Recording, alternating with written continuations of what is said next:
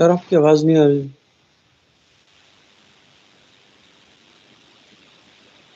ये सर आपकी आवाज नहीं आ रही है। ये सर क्लियर नहीं है आवाज।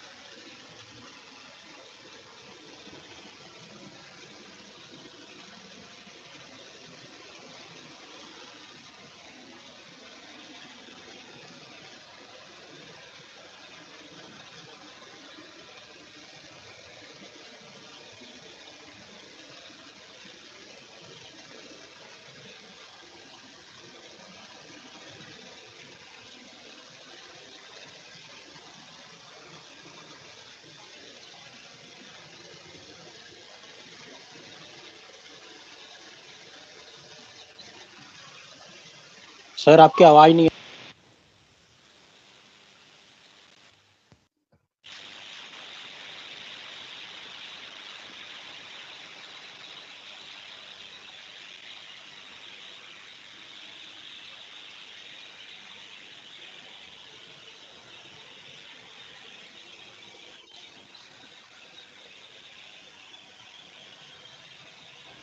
आवाज ही नहीं आ रही है।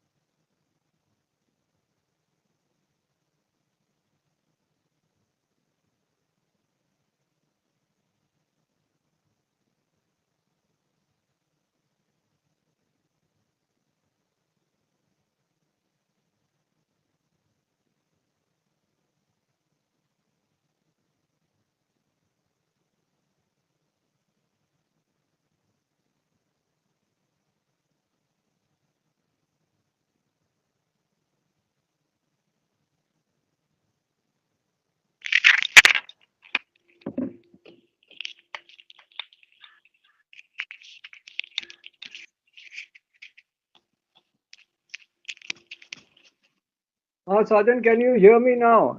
Everyone, can you hear me now? कि सबको Yes, आवाज sir. आ रही है कि नहीं आ रही? ये सर यस आवाज सर, अभी यस आ सर, रही आपकी है। नहीं आ रही है। हाँ, मुझे लग रहा है कि वो माइक की लीड बराबर नहीं लगी थी, माइक पूरी लीड नहीं लगी थी, तभी आवाज नहीं आ रही थी। चलो आई विल रिपीट। अब कहाँ से थे वो, ये इंपॉर्टेंट पॉइंट्स है, वापस शुरू करते हैं। सर शुरू से आवाज नहीं आई। यहीं से शुरू करते हैं। टाइप ए से शुरू करेंगे, पहले वाला शुरू करें? पहले तो हो गया ना। नहीं सर, ये जहाँ मर्जी से शुरू कर लो, बट आवाज पूरे क्लास से नहीं आई, स्टार्टिंग से नहीं आई कोई आवाज। अच्छा, फिर स्टार्टिंग से नहीं आई तो फिर ऐसा करते हैं B60 से वापस शुरू करते हैं। ठीक है, B60 से शुरू करते हैं। अब ओके आवाज आ रही है? ठीक है। तो B60 में एक तो एडिशनल कंडीशन होगा, बी 100 मीटर से ऊपर होगा, raised catwalk, under deck walkways होंगे, फ्रीइंग पोर्ट नहीं होगा, रेलिंग होंगे। इसमें फ्रीइंग पोर्ट नहीं होगा, रेलिंग होंगे, because railing instead of bulwark. तो फ्रीइंग पोर्ट्स होता है बुलवर्क में, तो रेलिंग होंगे। पोजीशन 1 एंड 2 आपको बताया था, उसमें you will have the hatch covers of steel of adequate strength with securing and sealing arrangement. तो उसमें securing and sealing arrangement will be your quick acting cleats, and ऊपर में जो क्या नाम है ऊपर में जो होते हैं, आई फॉरगॉट क्या नाम होता है यार ऊपर हैचेस के ऊपर यार, वो उसको क्या कहते हैं यार, दोज उसका डायग्राम मैं बता देता हूँ। जो बल्क कैरियर्स में होते हैं, when you seal your hatches from top, you have to basically hit those sections there on top so that you close your hand. हाँ, वेज, वो नाम भूल गया था, वेज। तो वेज ऊपर से मारते हैं, वो कई चीजें बुढ़ापा आ रहा है यार, नाम भूल जाते हैं आजकल। तो ऊपर से वेज वो मारते हैं, और क्लीट्स जो है, क्या उसका काम सीलिंग में है कि नहीं है? क्लीट्स का क्या काम, चलो ओरल का क्वेश्चन पूछ लिया, क्लीट्स का काम क्या है? वेज का काम तो चलो सिक्योरिंग में है, क्लीट्स का काम क्या है? सब मूवमेंट के लिए, रैकिंग साइडवेज मूवमेंट के लिए, राइट। तो अगर 4 एंड आउट में लग रहे हैं तो that is forward and out movement, अगर साइड में लगे रहे तो रैकिंग स्ट्रेस के लिए है। ठीक है। फिर the ship will be loading as per your initial conditions, and assume permeability यहाँ होगी 0.95, डैमेज का assumptions होंगे, and condition assignment, condition of equilibrium should be there. इसका मतलब है कि मार्जिन लाइन नहीं सबमर्ज होगी एक कंपार्टमेंट फ्लड होने पर। एक कंपार्टमेंट फ्लड होने पर मार्जिन लाइन समझ नहीं होगी इन B60। If ship is more than 150 meters, then floodable compartment will be machinery space as with permeability of 0.85. अब B100 में B60 के सारे कंडीशन होंगे, A टाइप के सारे कंडीशन होंगे, प्लस ये कंडीशंस होंगे। ये कंडीशंस होंगे कि इनिशियल कंडीशन ऑफ लोडिंग पे इट कैन विथस्टैंड साइमल्टेनियसली फडिंग of 2 adjacent 4.5 compartment, including not including machinery space, उसका अलग है। तो 2 कंपार्टमेंट अगर फिल अप हो जाएं विथ परमिएबिलिटी ऑफ 95%, इसका मतलब 95% पानी अंदर आ जाए, तो कार्गो रखा हो 5%, 95% पानी आ गया, तो आपके कंडीशन इक्विलिब्रियम रहेगा। That means your margin line will not be submerged.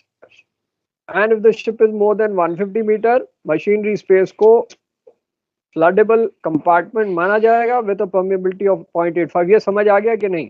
क्योंकि बेसिकली आप लोग रट्टा मारते हो तो सब गड़बड़ हो जाता है। ये समझ आ रहा है कि नहीं? मैं इसलिए मैं हिंदी में बोल रहा हूँ साथ में, so that you understand it। क्योंकि देखो शिप कंस्ट्रक्शन थोड़ा इतना डिफिकल्ट नहीं है, बट टनेज में अंडरस्टैंडिंग इज वेरी इंपॉर्टेंट। रट्टा तो मार लोगे ठीक है, but without understanding if you mug up, कब गड़बड़ हो जाएगा। तो कितना आप मग कर सकते हो, लिमिट है ना मग करने की। अब हम लोग तो कभी मग कर भी नहीं पाए। अब आता है important point, how to calculate your assignment of type A freeboard. इसका बहुत क्वेश्चन आ चुके हैं। तो टाइप ए जो आपको बता दिया, there will be or your tankers, chemical tankers, gas carriers. So first thing is table A से tabular freeboard से आप basis length of the ship, length आपको बता दिया, LBP या 95% of the length of the ship at 85% of molded depth. So here in the tabular freeboard, you will be assigned a standard ship conditions basis, a block coefficient of 0.68, length of the ship to the depth of the ratio, depth का हमने already बता चुके हैं, L/T 15. For a standard ship there is superstructure, तो जब superstructure assign होगा तो वो करेक्शन लगेगी tabular freeboard.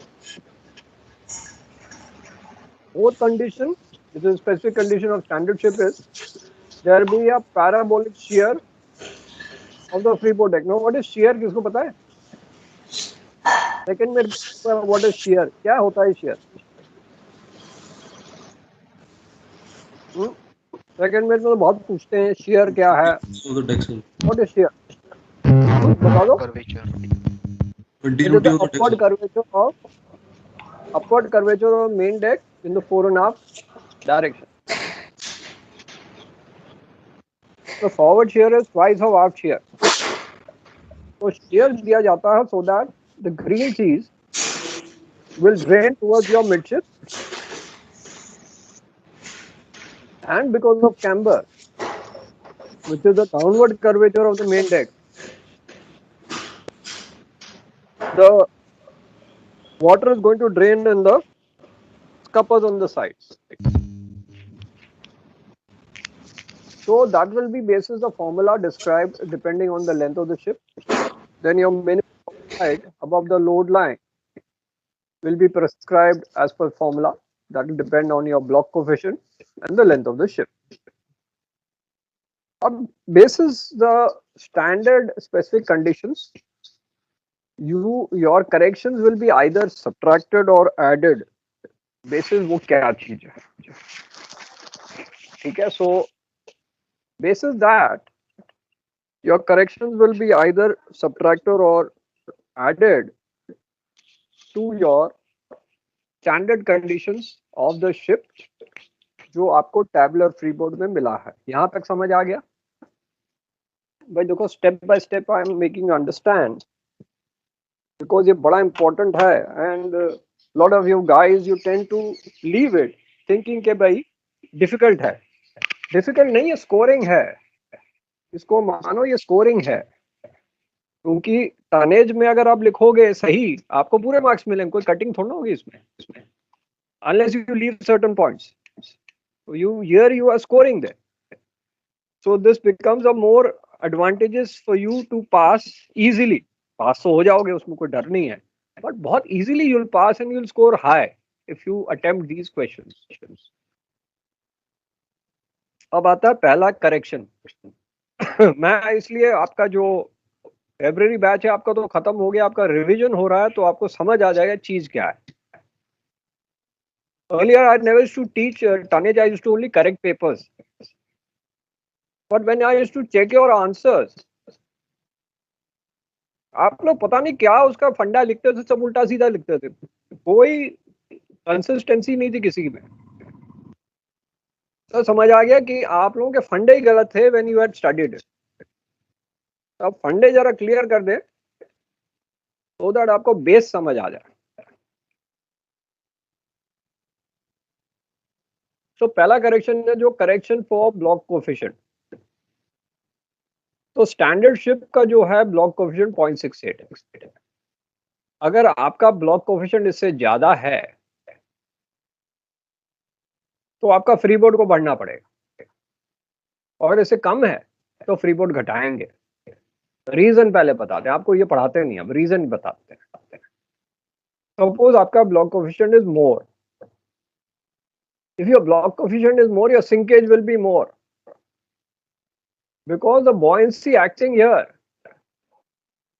will be taken over by a force of gravity, so your sinkage will be more. But if you have a lower block coefficient like this, the buoyancy acting will be more than in this area where the curve is. Here the buoyancy might be less than your force of gravity, but here the buoyancy will be more than your force of gravity at that draft. So this is going to push you up.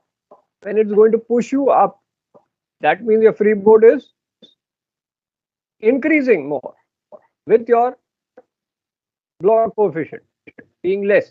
So आपके जो area which will be above वो और बढ़ जाएगा. तो इसीलिए when assigning your freeboard, you are going to decrease the freeboard for a block coefficient less than 0.68.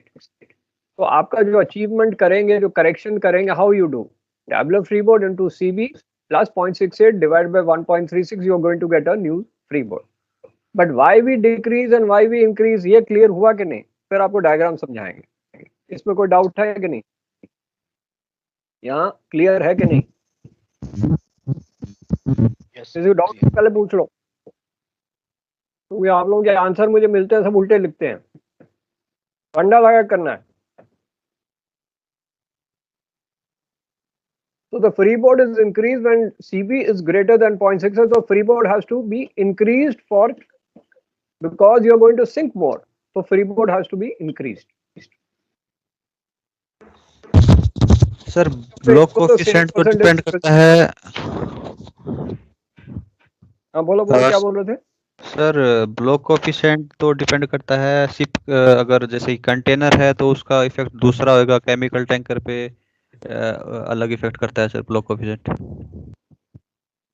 Block coefficient होता क्या? पहले मुझे फॉर्मूला नहीं चाहिए, समझाओ मुझे सिंपल, एक लाइन में समझाओ कि ब्लॉक कोफिशिएंट क्या है। सिंपल लैंग्वेज समझाओ, मुझे कोई फॉर्मूला नहीं चाहिए। व्हाट इज ब्लॉक कोफिशिएंट, ये समझाओ मुझे। ब्लॉक कोफिशिएंट चलो मैं समझा देता हूँ, फंडे नहीं इसमें रख चाहिए। इसमें आपको डायग्राम से पहले समझाऊंगे ब्लॉक कोफिशिएंट क्या है, फॉर्मूला बाद में आता रहेगा।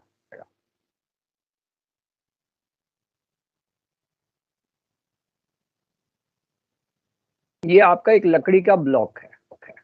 सपोज मैं खिलौना बना रहा हूं, लकड़ी का ब्लॉक ये है, ठीक है। अगर मैं बार्ज बनाऊं तो ब्लॉक कोफिशिएंट क्या होगा बताओ भाई? इस लकड़ी का एक बार्ज बनाओ तो ब्लॉक कोफिशिएंट क्या है? तो 1 1 है। क्यों?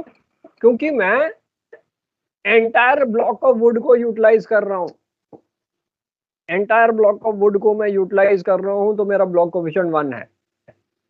अगर मैं सिर्फ आधा यूटिलाइज कर रहा हूं एक पास बोर्ड बनाने के लिए, तो मतलब 50% तो मैं इसका वेस्टेज कर रहा हूं। तो एटलीस्ट यूटिलाइज कितना किया? 0.5 ही किया।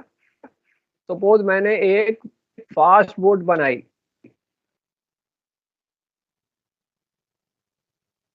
है ना, ये फास्ट बोर्ड बनाई यहां से। अब इसका 50% तो मैंने वेस्ट कर दिया, ओनली 50% ही बचा। इसका मतलब 50% ही यूटिलाइज हुआ। सो ब्लॉक कोफिशिएंट 0.5 है। अब ऐसे ब्लॉक कोफिशिएंट को अगर मैं पानी में डालूंगा, उसकी रिजर्व बॉयंसी ज्यादा होगी। क्यों? कि उसका फॉर्म ऐसा है, सिंकेज कम होगा, बॉयंसी ज्यादा होगी। लेकिन इसी का बार्ज को मैं पानी में डालूंगा तो इसकी सिंकेज ज्यादा होगी, है ना। तो अगर मैंने VLCC को ले लिया जिसका ब्लॉक कोफिशिएंट 0.85 है, ठीक है, तो इसका सिंकेज ज्यादा होगी या कम होगी, ये बता दो। Then from your fast board. ज्यादा होगी सर, ज्यादा होगा सर। इनके ज्यादा होगी ना? ब्लॉक कोफिशिएंट ज्यादा होगा। VLCC की ज्यादा होगी ना सिंकेज? यस तो फिर मुझे क्या करना है? तो मुझे सेफ्टी के लिए क्या करना चाहिए? रीबोर्ड में बढ़ाऊंगा घटाऊंगा? बढ़ाऊंगा रीबोर्ड। तो बड़ा अब क्लियर हो गया? क्लियर हो गया सबको? Yes sir. भाई देखो, फंडे क्लियर होगे तो कोई टेंशन नहीं याद करने के। लोगों फंडे क्लियर नहीं तो उल्टा लिख दोगे। फंडे अगर क्लियर नहीं है ना तो आप उल्टा लिख दोगे। तो पहले फंडे क्लियर रखो, फिर ये इसको याद करो फॉर्मूला। अदरवाइज सिर्फ फॉर्मूला याद करने से आप उल्टा भी लिख सकते हो उसको। तो larger CB causes increase in underwater volume, so the freeboard has to be increased in order for reserve buoyancy to be having the same percent of greater displaced volume, because volume displaced ज्यादा होगी तो sinkage भी ज्यादा होगी। तो देर 0.6 से जो कम हुआ उसके लिए आपकी sinkage water displace will be less, so your sinkage will be less. So here you can decrease your freeboard. Now we come to correction of depth. So the standard ship which L by D is 15. Now because when your L by D ratio is less than 15, That means your depth is more as compared to your ratio for your length. If this is the ship, then your sinkage will be more. If your sinkage is more, your freeboard has to be increased. If your L by D is greater than 15, your sinkage will be less, so your freeboard can be decreased.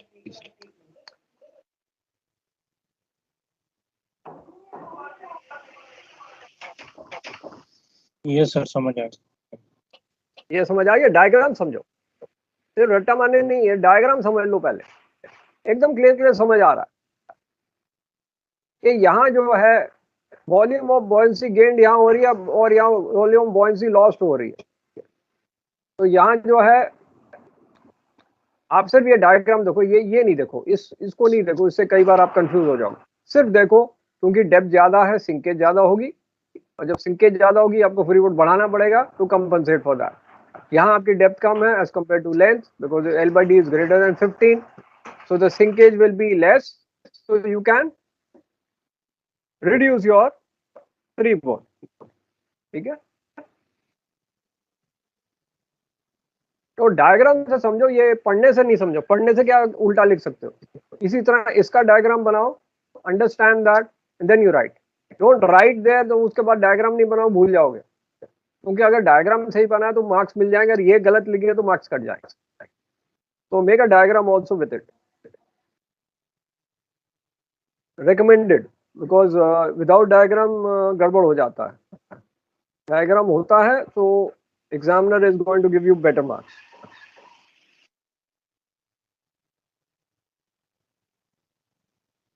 So if L by D ratio is greater than 15, the freeboard may be decreased provided the ship has an enclosed superstructure. अब इस पे क्या है, enclosed superstructure होना चाहिए, covering at least 0.6 L amidships. Plus, you should have a complete trunk or a combination of detached enclosed superstructure and trunks which extend far enough. तो trunk basically इसके अंदर जाएगा, continuous रहेगा trunking. So enclosed superstructure should.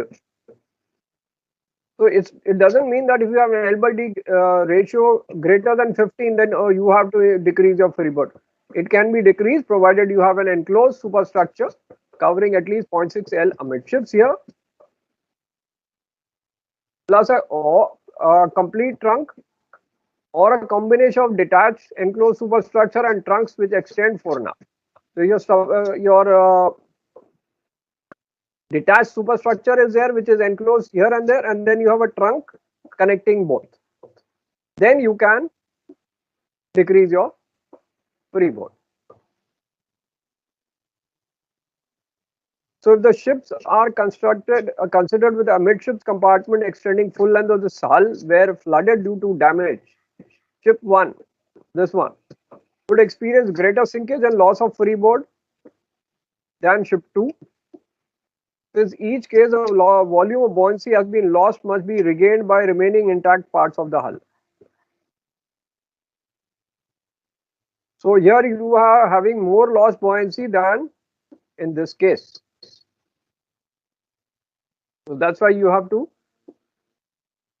can decrease this freeboard, and here you have to increase the freeboard. But here to decrease the freeboard, you have to have either enclosed superstructure of 0.6 length amidships, plus a trunk here and there for forward and aft, or detached superstructure forward and aft and a trunk connecting both. No condition है इसके लिए. We come to the third correction. Actually बहुत सारे का इसमें 5 हैं. We will have more corrections, but हम जितना है वो करा देते हैं. Correction for shear and all is there. Correction for bow height है. इतने corrections कर लो, बहुत है, और ज़्यादा करने की जरूरत नहीं है. Now we have correction for deck line. So दो टाइप के हैं इसमें. Shear stake either is straight or is rounded. अगर वो स्ट्रेट है तो डेक लाइन आपका उस पॉइंट पे आता है जहां ये स्ट्रिंजर प्लेट से कनेक्ट होता है. So the actual depth of the upper edge of the deck line is greater or less than the depth of for freeboard. तो depth for free board basically होता है जो D है, if the actual depth to the upper edge of the deck line, this point, is greater or less than depth for freeboard, the difference shall be added to, or if less than, will be deducted from freeboard. So if freeboard आपका ये assign कर रहे हैं, if the actual depth, अगर actual depth हमने कहां से ली, अगर यहां से हमने actual depth Lee is greater than the depth for freeboard which is D, actual depth ले रहे हैं वहां से हम कितना नीचे तक जा रहा है, so if that is greater than D, then the difference is added to, then the difference will be added to your freeboard, or if it is less then it will be deducted from the freeboard. तो यहाँ दिया हुआ है ये depth में correction लग रही है, तो freeboard will be assigned on basis of correction already applied. तो यहाँ ये करेक्शन लग रही है, तो हम इस पॉइंट से ले रहे हैं डेप्थ, अब डेक लाइन इस पॉइंट से ले, नहीं कि ना कि इस पॉइंट से ले। तो अगर वो स्ट्रेट है तो ये राउंडेड है, ठीक है। देयर आर टू टाइप्स,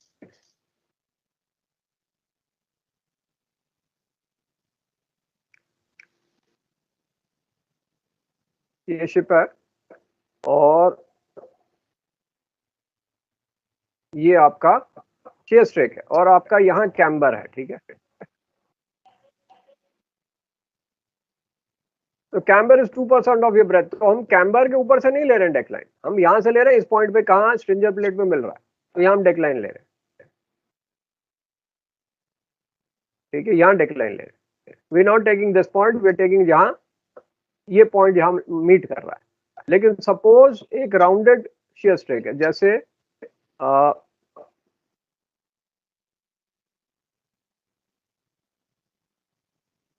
अब यहाँ हमारी राउंडेड शेयर स्ट्रेक है, ठीक है।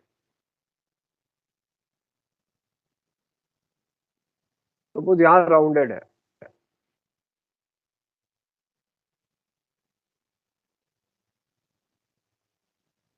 अब डेकलाइन इधर नहीं आएगी, डेकलाइन इधर आएगी इस पॉइंट पे, नॉट हियर। तो यहाँ इसका डेकलाइन इधर आ रहा है because this is the point where stringer plate start, but rounded अगर शेयर स्ट्रेक आ रही तो इस पॉइंट से लेंगे, और आपका अगर ये पॉइंट लिया तो करेक्शन वो लग रहा है, क्योंकि नॉर्मली यहाँ आ रहा है तो करेक्शन यहाँ लग रहा है। तो डिपेंडिंग आपका डेप्थ कितना होगा डी, जो आपका ये पॉइंट लिखा था ना यहाँ, तो एक्चुअल डेप्थ, तो डेप्थ क्या होता है, what is depth of a ship? तो डेप्थ होता है डेकलाइन से, सपोज हमारा ये कील है, ठीक है, तो मोल्डेड डेप्थ आता है इस पॉइंट तक, moulded depth will be this point, और maximum depth will be below the keel. तो हमारा डेप्थ कहां से ले रहे हैं? तो अगर हम डेप्थ यहां से ले रहे हैं और that is greater than D, जो हमने डी पहले बोला था, then the difference will be added to your freeboard, otherwise will be subtracted from your freeboard. यहाँ जो है डेप्थ हम यहाँ से सपोज ये इस पॉइंट से ले रहे हैं, तो बेसिकली हम इतने ऊपर से नहीं ले रहे, हम यहाँ से ले रहे हैं। तो अगर हमारा डी, अगर हमने इस पॉइंट से लिया, इस पॉइंट से हमने डी लिया, और जो डेप्थ है हमने इस पॉइंट से लिया, सपोज ये है आपका कील, तो हमने इस पॉइंट से डेप्थ लिया, इस पॉइंट से हमने अब ये वाला डेप्थ पॉइंट जो लिया इस पॉइंट से लिया यहाँ तक, तो that is less than your D, जो डी पहले बताया था फॉर्मूले से। So this will be subtracted to your freeboard depth. तो यहाँ हमारा फ्रीबोर्ड सब्ट्रैक्ट करके इधर आएगा, तो फ्रीबोर्ड हमने इस पॉइंट से फिर लिया, यहाँ हमारा फ्रीबोर्ड जो डायग्राम में अब आपको दिखाया। ये डायग्राम में नहीं समझाया हुआ इतना, डायग्राम में कंफ्यूजिंग हो जाता है, तो ये करेक्शन लगाया गया है सो दैट फ्रीबोर्ड हमने यहां से लिया, यहां से नहीं लिया, इस पॉइंट से हमने नहीं लिया, because it's a rounded sheer strake, we don't have a straight sheer strake. Straight में हम इस पॉइंट से ले रहे हैं जहां स्ट्रिंजर प्लेट मीट कर रही है, deck stringer is meeting the sheer strake, उस पॉइंट से ले रहे हैं। एक्चुअली ये डेफिनेशन से थोड़ा कंफ्यूजिंग हो गया है, बस आपको ये समझना है कि अगर वो राउंडेड है वो नीचे से आएगा, वो स्ट्रेट है तो ऊपर आएगा, और वही करेक्शन है आपकी फ्री बोर्ड की। अब यहाँ आए तो आपका फ्री बोर्ड यहाँ से मेजर होगा ना, यहाँ से फ्री बोर्ड मेजर होगा। लोड लाइन अगर आपका प्लिम्सॉल मार्क है, वहां से आपका फ्री बोर्ड मेजर होगा इस पॉइंट पे। अगर प्लिम्सॉल मार्क यहाँ है तो फ्री बोर्ड आपका ये मेजर होगा, ये पॉइंट नहीं लेंगे। तो ये करेक्शन आपने सब्ट्रैक्ट कर ली फ्रॉम दिस पॉइंट, ये वो समझा रहे हैं, बट इसमें डायग्राम इतना क्लियर नहीं है, इसलिए थोड़ा सा आपको कंफ्यूजन हो गया। अब आता है fourth condition, correction for superstructure and trunk.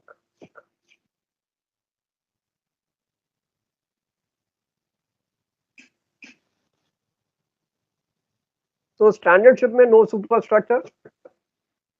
Enclosed superstructure of significant height are important for reserve buoyancy above the freeboard deck. अगर वो enclosed superstructure है जब हमने दिया था इस पॉइंट पे, हमने क्यों डिक्रीज की थी freeboard in this? Because we have an enclosed superstructure covering 0.6 L amidships or combination of detached superstructure at the ends. So enclosed superstructure is going to give a reserve buoyancy.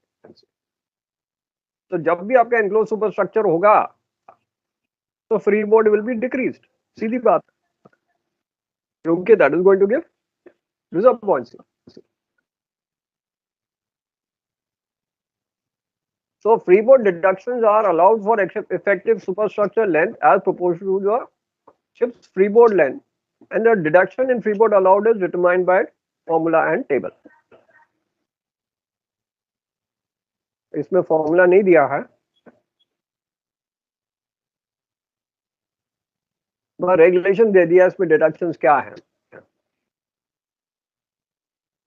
निकाल लेंगे, इसके फॉर्मूले क्या हैं, superstructure का क्या correction है। So regulation 33 defines the standard height of superstructure given in the table.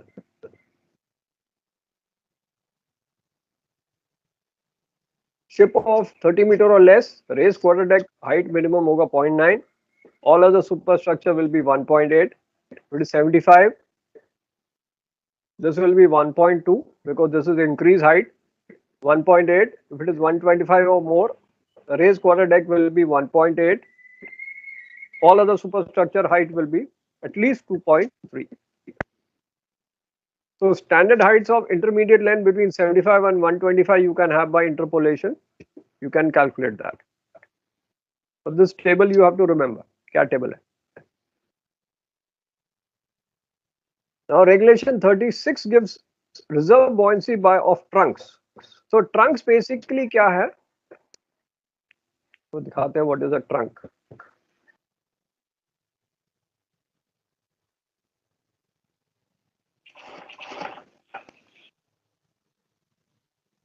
Now this is the profile of the ship.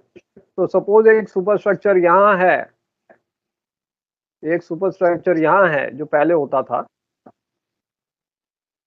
एक superstructure यहाँ है, midship में भी है, ठीक है, अलग अलग होता था। तो इनके पैसेज के लिए यहाँ ट्रंक्स होते थे, escapes and all, ये ट्रंक्स होते थे escapes के लिए. Now that is going to provide reserve buoyancy. ये trunk, these are the trunk ways. So they is to provide reserve buoyancy. उसकी बात हो रही. So 36 allows reserve buoyancy of trunks to be taken into consideration also, although not precisely defined in the regulations. A trunk may be regarded as a structure having equivalent bulkhead strength as that of superstructure that opens directly into space below the freeboard deck. So this will be below your freeboard deck and having an average width of at least 60% of the ship at the position in which they are situated. तो उसकी जो width होगी at least 60% of the ship at the position at, so इसकी breadth की 60% होगी. Having an average width of at least 60% of the ship at the position in which they are situated. Hatch combing at heights equivalent to that of standard height of superstructure determined by the above table may be considered as trunks that provide additional reserve buoyancy for the ship. No hatch coaming का normally position 1 and 2 में आपका 600 minimum होता है, 450 mm होता है. So if they have heights equivalent to the standard height of the superstructure, अगर hatch combing की heights इतनी हो, उसमें तो मिनिमम थी 60 सेंटीमीटर, लेकिन यहां अगर वो इस हाइट की हो जो आपके सुपरस्ट्रक्चर की हाइट की है minimum, then they will also be considered as trunks to provide additional reserve buoyancy for the ship. So normally it is 60 centimeter or in position 1 or 45 centimeter in position 2.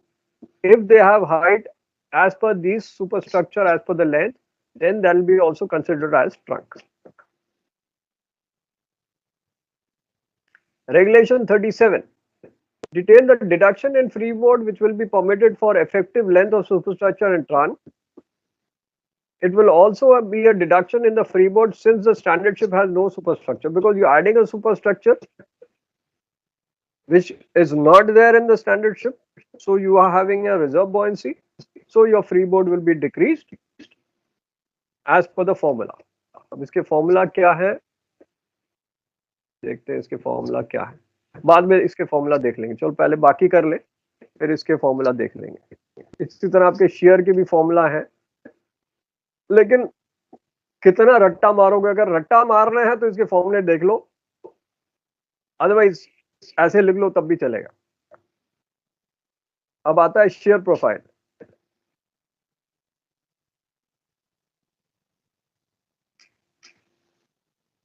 दूसरे मेरे notes में उसके I think है फॉर्मूले हैं.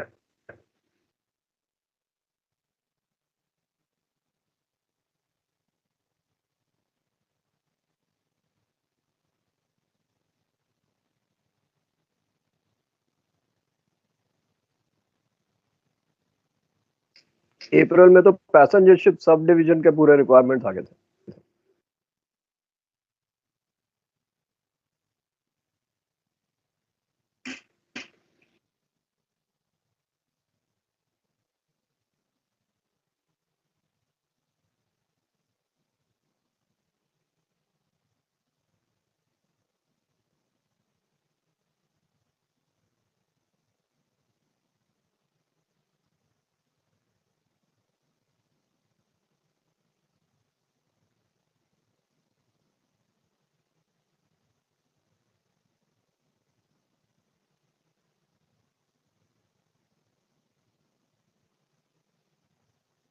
इसमें ज्यादा नहीं है, वो तो इसमें कोई फॉर्मूला नहीं दिया है, तो शॉर्ट कंसाइज में दिया हुआ है. मैं इतना ज्यादा कुछ नहीं दिया, इसलिए इससे स्टार्ट ही नहीं किया मैंने. फॉर्मूले चलो मैं ढूंढ के निकाल के आपको दे दूंगा. व्हाट इज, इसको ढूंढ लूंगा. We'll have tea now, so after tea we'll continue with your corrections. फॉर्मूले मैं देख लेता हूँ उसके, and we'll discuss further after tea 11:30.